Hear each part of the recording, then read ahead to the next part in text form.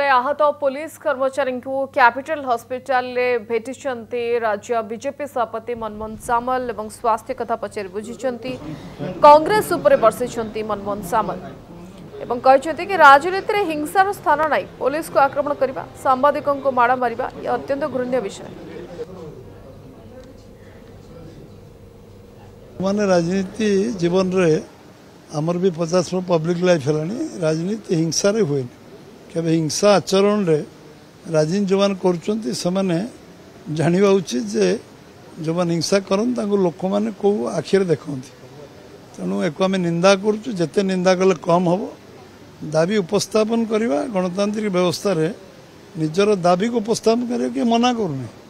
किंतु पुलिस को टेका पकेवा मारिबा एवं नृशंस भाव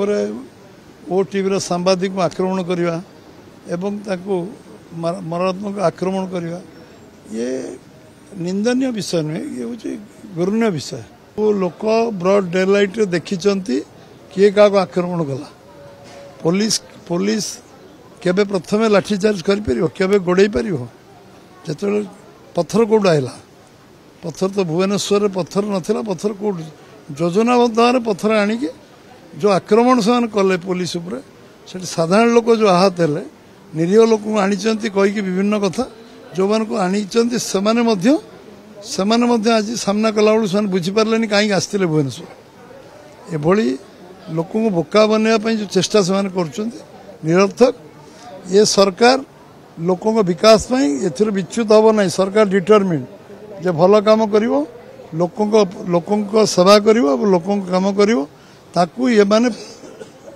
कन्फ्यूजन जो तैयारी कर द्वंद्व तैयारी कर डाइवर्ट करने चेष्टा कर लक्ष्य स्पष्ट अच्छी।